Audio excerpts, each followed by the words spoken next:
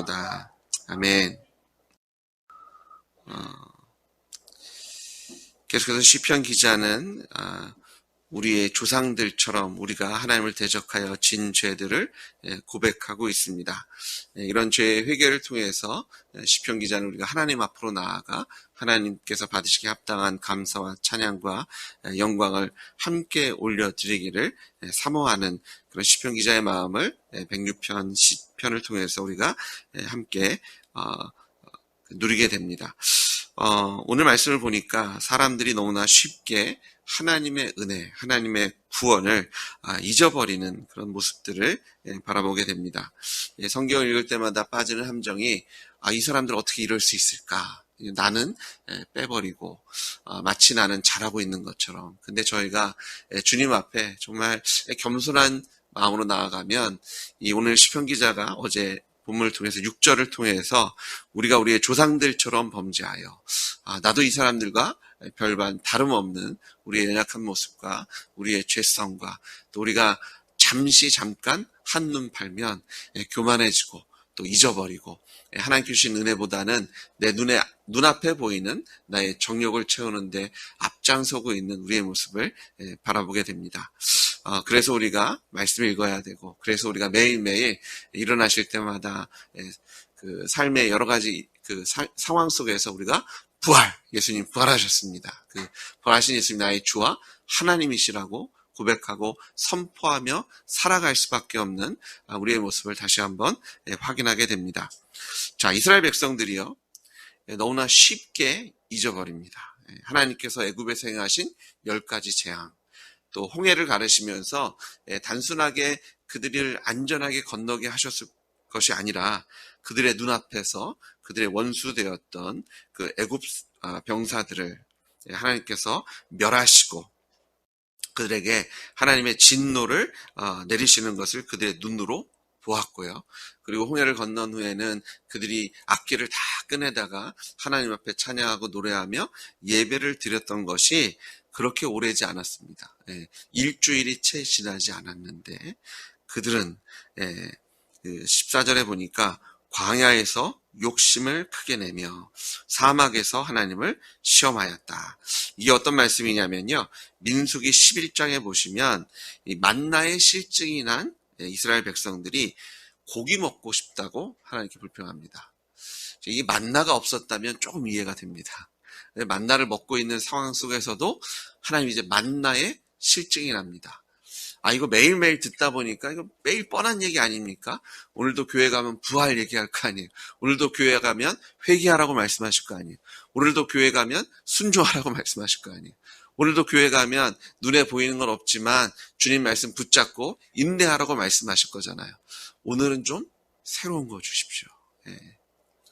이제 입에 인이 박혀가지고 이제는 귀에 정말 딱지가 앉았으니 좀 새로운 거 밖에 원합니다. 근데 하나님께서 그런 그들의 마음을 욕심을 크게 내었다. 그리고 그들이 하나님을 시험하였다라고 표현하고 계신 것을 우리가 바라보게 됩니다.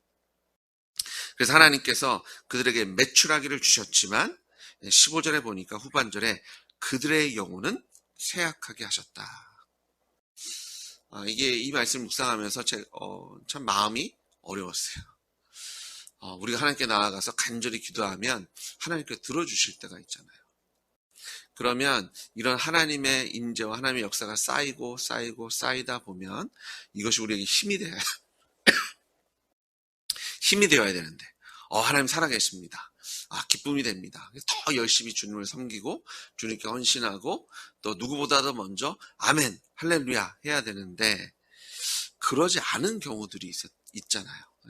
하나님께서 부어주시는데 그 은혜를 경험하면 경험할수록 오히려 그 영혼은 쇠약해지는 그 이유를 찾게 되고 이랬구나.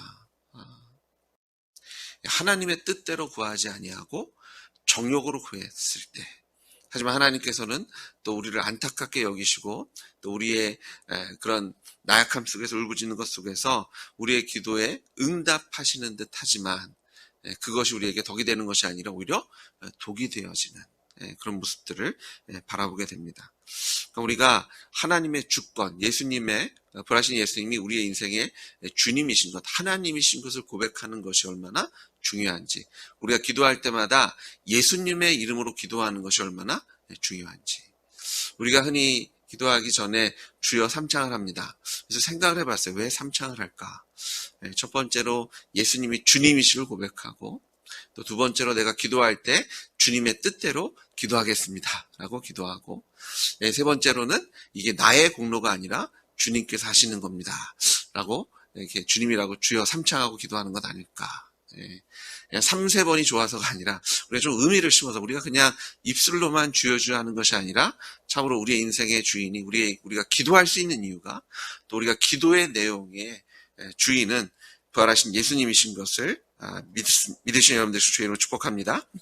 자, 또 계속해서 이 시편 기자는 그 조상들처럼 저질렀던 죄를 계속해서 고발하는데요.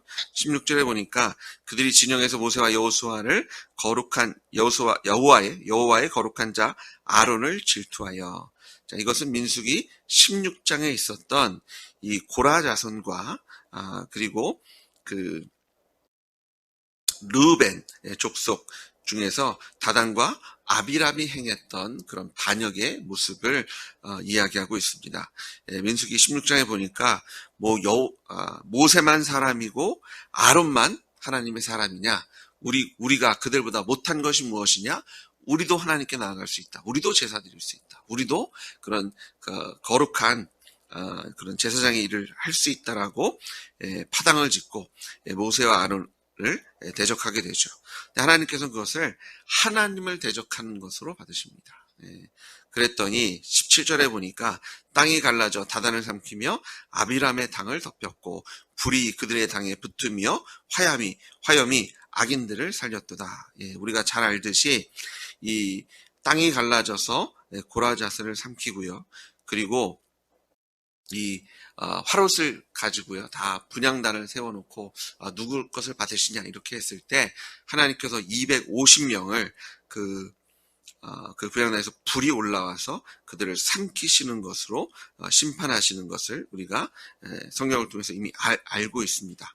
그래서 시편 기자는 우리가 하나님 앞에 하나님께서 선택하시고 하나님께서 세우신 사람을 시기하고 질투하고 내가 마치 하나님이 된 것처럼 나도 할 수 있다, 나도 자격이 있다, 내가 하겠다. 하나님께서 어떤 말씀도 안 하셨고 하나님께서 세우지도 않으셨음에도 불구하고 하나님의 사람을 대적한 것 같지만 결국은 하나님을 대적한 무리들을 하나님께서 땅을 가르시고 불을 내셔서 심판하신 것을, 그런 모습들을 고발하고 있습니다.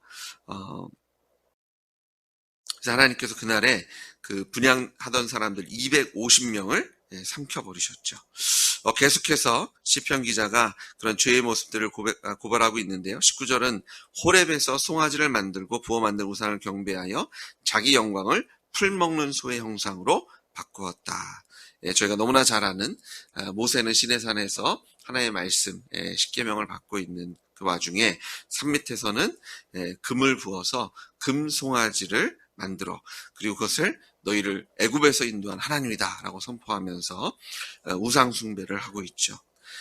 그들은 애굽에서 큰 일을 행하시고 홍해를 가르신 구원자 되신 하나님을 잊어버리고 그리고 그런 하나님을 우상처럼 만들어서 그들이 너무나 익숙했던 애굽에서 섬겼던 그런 소의 형상을 만들고 하나님을 우상으로 전락시키고 그 하나님을 섬긴다고 했지만 사실은 자신들을 섬기고 자신들의 욕심을 섬겼던 그 이스라엘 백성들을 바라보시면서 하나님께서 그들을 멸하시겠다라고 진노하시지만 23절에 보시면요, 여호와께서 그들을 멸하리라 하셨으나 그가 택하신 모세가 그 어려움 가운데에서 그의 앞에 서서 그의 노를 돌이켜 멸하시지 아니하게 하였도다. 모세가 일어나서 그들을 위해서 중보기도 하고 하나님께 간구했을 때 하나님께서 하나님의 노를 잠재우셨던 그것들을 기억합니다. 오늘 시편 기자는 우리가 읽은 본문을 통해서 그런 이스라엘 백성들의 죄, 그리고 지금 우리가 동일하게 짓고 있는 죄들을 고발하고 있지만 그런 죄의 문제를 또한 해결해 주시는 하나님의 해결책, 하나님께서 세우신 중재자를 소개하고 있습니다. 먼저 등장한 것이 모세고요. 우리가 말씀을 통해서 발견하게 될 또 다른 이름은 비느하스입니다. 그리고 하나님께서 이 모세와 비느하스를 통해서 궁극적으로 우리에게 소개하고 계시는 중재자는 누구세요? 예수 그리스도이십니다. 이 하나님께서 얼마나 섬세하신지 모든 사람들이 듣고 이해하고 예수님이 하나님이신 것, 예수님이 우리의 구원자이시고 은혜, 믿음의 시작이시고 그것을 이루시는 하나님이신 것을 이미 예수님께서 이 땅에 오시고 죽으시고 부활하시기 천여년 전부터 이것을 준비하시고 또 선포하고 계시고 또한 이것을 이루시는 하나님이신 줄 믿습니다. 자, 모세가 하나님 앞에 일어나 서게 되죠. 모세는요, 이때 한 번만 하나님 앞에 중재자의 모습을 쓴 것이 아니라 그는 광야 40년 내내 백성들 앞에 서서 하나님 앞에 중재자로서 하나님의 진노를 소멸하고 또 백성들에게는 하나님께 나아갈 것을 촉구하고 때로는 꾸짖기도 하고 때로는 얼르기도 하고 때로는 함께 기도하며 하나님의 은혜를 누리게 하는 그런 하나님의 제사장의 역할을 감당하는 것을 우리가 바라보게 됩니다.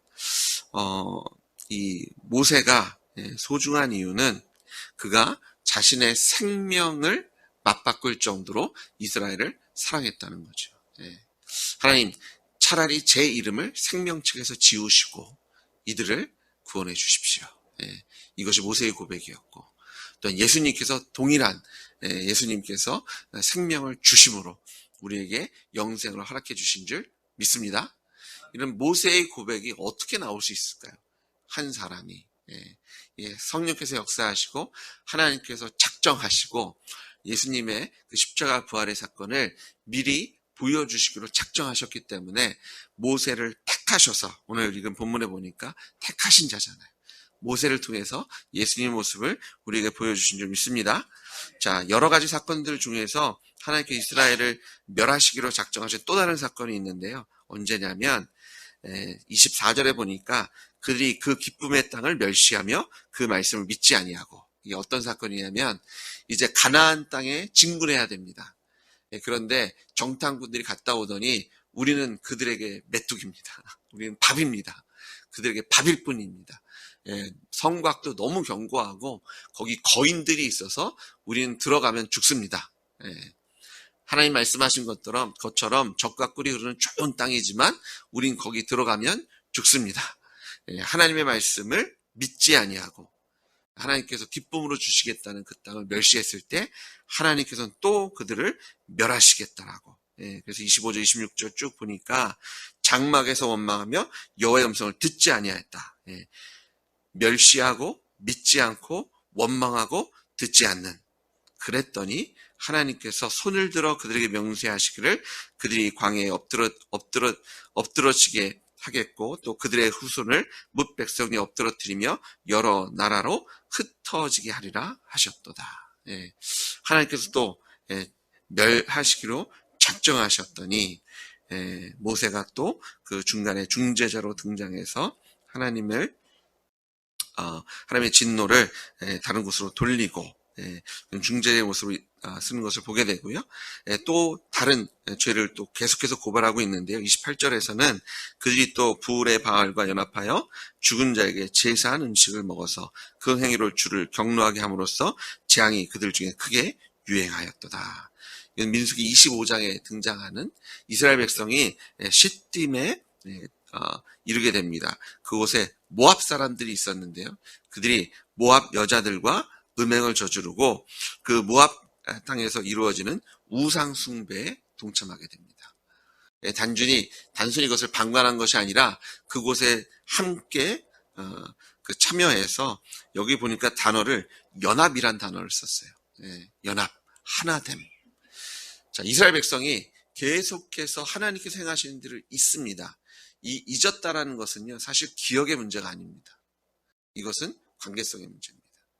이걸 잊어버릴 수 없는 이유가 뭐냐면 일주일 전에 있었던 일입니다. 첫 번째 사건, 만나와 메추라기 사건은 일주일 전에 있었던 사건입니다. 그리고 광야 40년의 시간을 보냈지만 이 가나안 땅 바로 요단강 앞까지 갔을 때, 그리고 그들이 정탐꾼을 보냈을 때 그 기간은 그렇게 긴 시간이 아닙니다. 시내산까지 한 달. 그리고 나서 이제 가나안 땅으로 올라간 거잖아요. 이게 몇 달 안에 있었던 일들입니다. 근데 그들이 하나님께서 표현을 잊었다, 기억하지 못했다라고 얘기하는데, 그들이 잊고 기억하지 못한 건 뭐예요? 그들이 하나님께로부터 멀어지고 하나님과 연합한 자의 삶을 살아야 되는데 누구와 연합한 거예요? 우상과 연합한 겁니다. 정욕과 연합한 거고 세상과 연합한 이 관계에 대한 말씀을 하고 있는 거죠. 이걸 다시 돌이켜보면 우리가 언제 하나님을 대적하고 우리가 내가 주인 되어서 내 뜻대로 내 생각대로 내 감정에 휩쓸려서 하나 봤더니 하나님과의 관계가 소원해졌을 때, 그때 아는데 기억하지 못하는 거예요. 머릿속에 있는데 이것이 마음에 안 오는 거예요. 몰라서 안 하는 것이 아니라 아는데도 안 하는 겁니다. 아담과 하와가 선악과를 바라보면서 봤더니 야, 이거 보암직하게 보였어요. 근데 그전에는 뭐예요? 그 손만 대도 죽는다. 흉악한 물건이었을 겁니다. 저거는 큰일 나는, 딱 보니까 정말 만지기만 해도 죽을 정도로 아주 악해 보이는 그런 과실이었을 거예요. 그런데 하나님과 관계성을 이제 사단이 들어가서 야, 하나님 그 독재자 아니냐? 너희도 하나님 같아질 수 있어. 그걸 듣고 선악과를 봤더니 갑자기 보암직, 먹음직, 이거 먹으면 내가 하나님 같아질 정도로 능력이 있는 신령한 과실로 보이게 된 겁니다. 이게 관계성이거든요. 너무나 쉽게 잊어버리는. 그럼 우리가 하나님 앞에 이런 관계성을 지키려면 어떻게 하셔야 돼요? 새벽을 깨우셔야 합니다. 매일매일 부활을 외칠 수밖에 없고, 저희가 하나님과의 그런 그 관계가요, 멀어지면 멀어질수록 잊어버리는 거잖아요. 근데 이것이 저희의 마음의 간극이기도 하지만 저희의 몸의 간격이기도 합니다. 우리의 마음이 있는 곳에 우리의 몸이 있잖아요. 그래서 우리의 돈을 어디다 쓰는 걸 보면 우리의 마음이 어디에 있는 것이 드러나는 것처럼 우리가 어디에서 가장 많은 시간을 보내고 어디에서 가장 많은 그런 그 은혜를 받고 기쁨을 누리는지를 찾아보면 우리가 하나님을 향한 우리의 마음을 점검할 수 있습니다. 하나님이 좋으면 교회 오는 거죠. 기도하는 거고 말씀 묵상하는 거고 어떤 일을 하든 이거 주님께서 어떻게 생각하실까? 이게 주님께서 기뻐하실까? 이런 것들을 생각할 수밖에 없습니다. 근데 우리의 마음이 멀어지면 몸도 멀어지고 또 몸이 멀어지면 우리의 육신이 멀어지면 마음도 멀어지고, 그래서 우리가 마음을 붙잡기 위해서 더 주님 전에 나오셔야 되고 더 기도하셔야 되고 더 말씀을 묵상하시는 여러분들 주의 이름으로 축복합니다. 또 우리의 마음이 하나님께 가깝기 때문에 더욱더 열심히 주님 전에 나오시는 여러분들 주의 이름으로 축복합니다. 이게 어느 것이 우선인지, 이것은 닭이 먼저냐 계란이 먼저냐 이거 싸움이거든요. 그거 논쟁하지 마시고 주님 전에 나와 예배하고 울부짖으시는 여러분 되시길 주의 이름으로 다시 한번 축복합니다.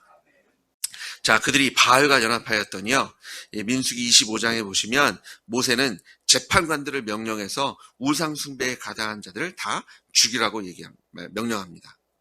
그러는 와중에 아론의 손자 엘리야살의 아들 비느하스가 이 막사로 자신의 집으로 이 모압 미디안의 여인과 함께 들어가는 것을 보게 됩니다. 그가 하나님의 마음, 하나님의 심장으로 이 질투, 하나님 때문에 그런 마음들이 들끓어서 창을 빼들고 그 남자 여인을 죽여버립니다. 하나님의 징계, 하나님의 심판을 심판이 그에게 임하게 되죠. 그랬더니 하나님께서 민수기 25장 11절에 보니까 제사장 아론의 손자 엘리야스의 아들 비느하스가 내 질투심으로 질투하여 이스라엘 자손 중에서 내 노를 돌이켜서 내 질투심으로 그들을 소멸하지 않게 하였도다. 하나님의 심장, 하나님의 마음을 가지고 하나님께서 명령하신 그 악을 진멸했더니 하나님께서 뭐라고 말씀하시냐면 내가 비느하스 때문에 나의 노가 잠잠케 됐다.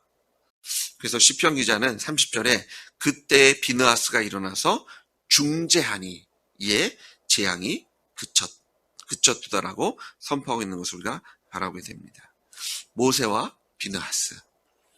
근데 그들이 누구의 마음으로 앞장선 거예요? 하나님의 마음으로.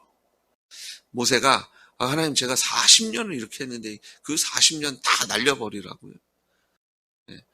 제가 힘들게 제가 애굽 안 간다고 했는데 가라고. 혼자 못 가게 했으면 아론 붙여주고 가라고 그렇게 하시더니 결국 여기서 이렇게 진노하실 거냐고. 모세가 자기 마음으로 자기 생각대로 비느하스가 그 꼴 보기 싫어서 아니 어떻게 이럴 수 있어 이것이 아니라 그들이 하나님의 마음을 가졌더니 하나님 이들 하나님의 백성 아닙니까? 이 이방 사람들이 뭐라 그러겠습니까? 하나님 능력 없어서 하나님의 백성들 광야에서 죽였다라고 얘기하지 않겠습니까? 비느하스가 하나님의 마음으로 이게 하나님께서 이들을 어떻게 사랑하셨는데 이들이 하나님 앞에 이런 간음을 저지를 수 있고 음란함으로 하나님과 연합한 자가 우상과 연합할 수 있습니까? 그런 마음으로 진노했더니 하나님께서 그것을 중재함으로 받으십니다.